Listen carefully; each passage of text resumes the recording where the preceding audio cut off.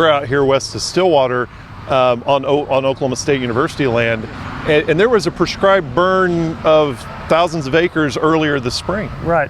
This is part of that reclamation area out here west of Stillwater from the OSU lands, where a few years back come in and did a mechanical treatment, removing all the cedars that we could get to and that they were getting to.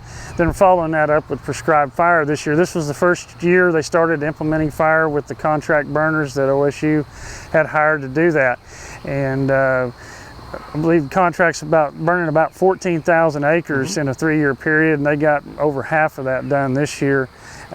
Looking on that, so again, a lot of changes going on out here west of Stillwater. Looking really good. Especially, the cedar removal made everything look a lot better, but the fires are making things look really good as well. Now talk about the difference between cutting down a cedar tree and then actually preventing future cedar trees. Well, again, OSU's again following our good recommendation of what you need to do to manage land. Right. Again, the land had gotten too far away. Right. That fire alone just wasn't going to get it back right. as quickly and rapidly as you needed to do. So we had to come in and do mechanical treatment because a lot of the cedars were large and trying to get them down. So again, come in and mechanically remove them. If you just do mechanical treatment on eastern red cedar, that's fine. You're going to kill a lot of the cedars. You're going to remove that. But if you don't follow that up with fire, all the seedlings are going to come up, all the small ones that the cutters couldn't see, couldn't get to, they're still growing. And within a 6 to 8 year period, you're going to be right back to where you're at. So you're essentially wasting your money by doing mechanical treatment and not following up with fire. So again, we mechanical treated these areas, we're following up with fire.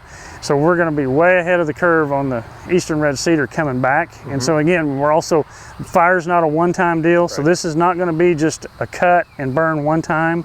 We're going to keep continually, about every 3 years, we're going to continually keep burning this area to keep it looking good, keep the cedars back, get it back in balance of where it needs to be. So John, why 3 years? Why a magic number of 3 years? From all the work that's been done and passed all the way from western Oklahoma and drier climates, 20 inches of rainfall, all the way to work that we've done in southeastern Oklahoma into 50, 60 inch rainfall zone. That seems to be a magic number of about 3 years before woody plants get back to where they were at prior to fire. So again, that percent cover coming back on that. Also, you look at a lot of the historical fire information from fire scars and stuff that's been done in this region and stuff, and that seems to be about 2 to 4 years, 3 years, right in that is what the historical fire records and stuff also show how often this country burned. If you're trying to get land back to what historically it looked like and doing that, a 2 to 3 year fire frequency is what was occurred in most of Oklahoma. As you get drier, you get further west, it slows down a little bit, but even work that's been done in southwest Oklahoma showed that, every 4 years, even in drier parts of southwest Oklahoma, it burned about every 4 years.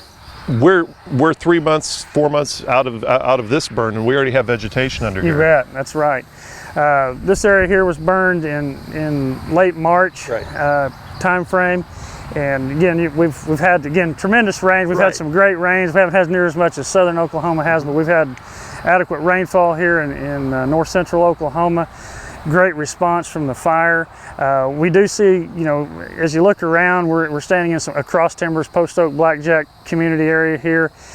We do see some heavy damage from the fire. We've got some of the oak trees that are probably going to be top killed because of, again, that's due to the fact that there hasn't been fire in this area for decades.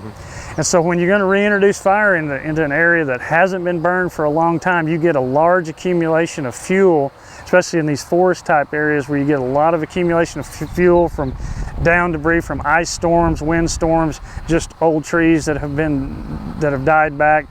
A lot of these trees, they're all going to resprout. You're not going to kill them totally out. The top may die, but they're going to resprout. As repeated fires go through, it'll clean up a lot of more of this woody debris in here, clean this up, and actually get this back to more of a savanna or a park-like open with an understory of grass and forbs coming through, and then this overstory of trees coming through. It's got kind of park-like setting. Well, thanks a bunch, John. And if people want to learn more about this, they can go to sunup.okstate.edu.